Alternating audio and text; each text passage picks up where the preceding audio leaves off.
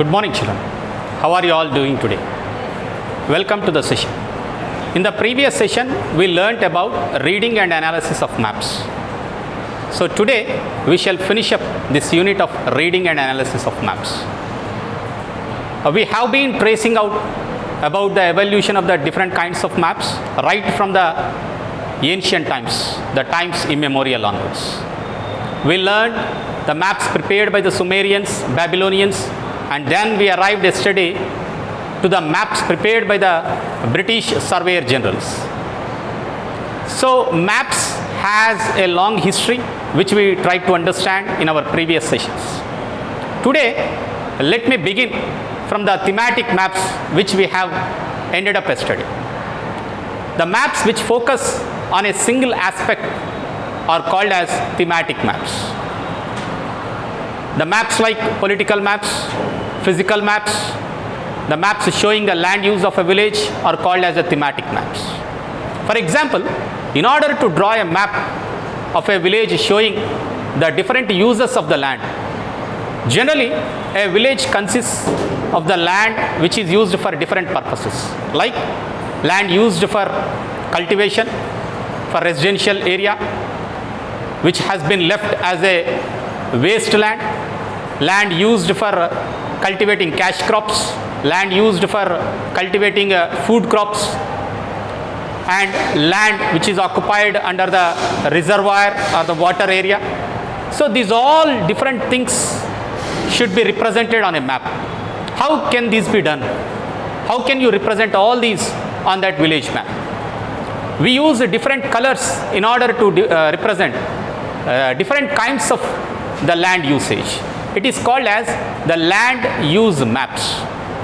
Generally, we use blue color in order to show the water bodies of that village, and greenery to show green color to show the forest area in that village.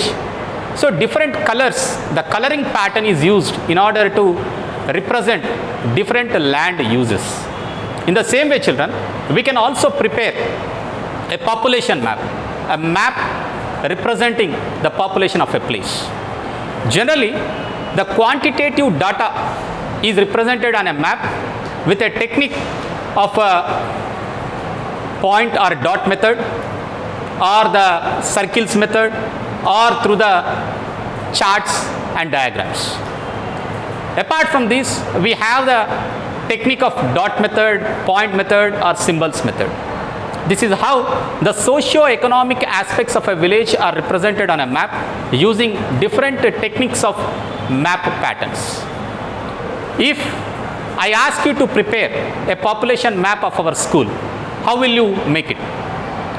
You draw the map of our school, each class, and take into account how many students are present in each class, and try to draw one line for every 5 students. If there are 20 students in each classroom, then you need to draw 4 lines in that classroom. It represents that, and in the index box, don't forget to write down in the index box that each line represents 5 students. Then the readers of the map come to a conclusion that if one single line represents 5 students, if there are 4 lines in each classroom, there are 20 students present in that classroom.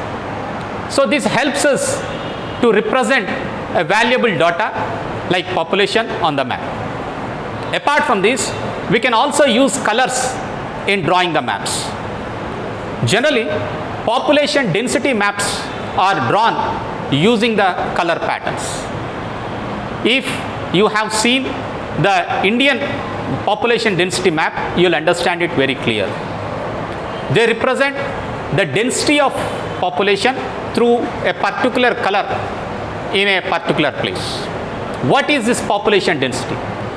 You need to take the total population of a place, divide it by the total area, then you arrive at the population density. The number of persons, average number of persons present per every square kilometer in that area represents the population density of a place. So this population density can be represented on a map using the colors.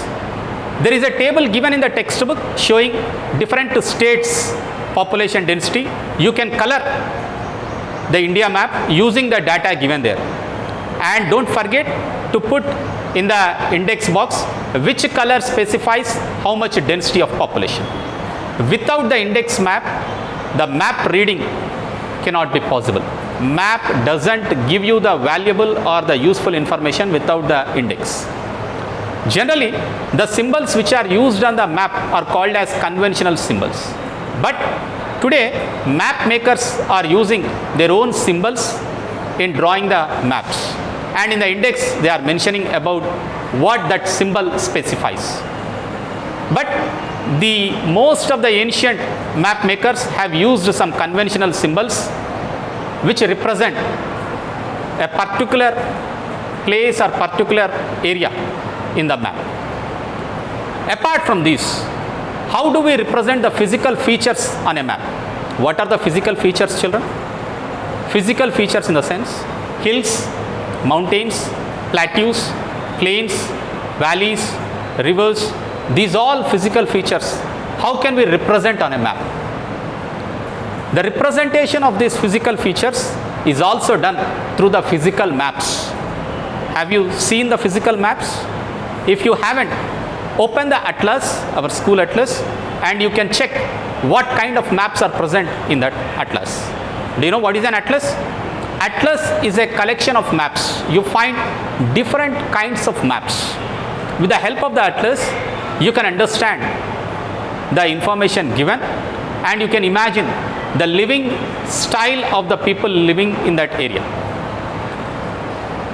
By the information given in the map of Arunachal Pradesh, can you imagine the lifestyle of the people living in Arunachal Pradesh?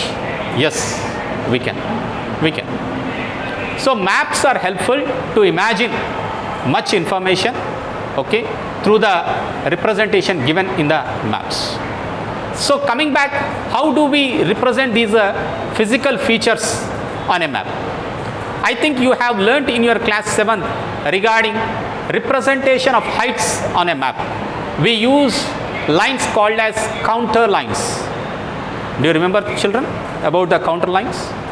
These lines are drawn connecting the places which have same height from the sea level. Which have the same height from the sea level are drawn with these lines, and these lines are called as counter lines. These counter lines are drawn at equal intervals.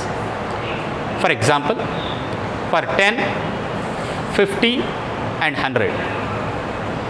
For 10 meters they draw a line, for 50 meters they draw a line, for 100 meters they draw a line. They follow equal intervals.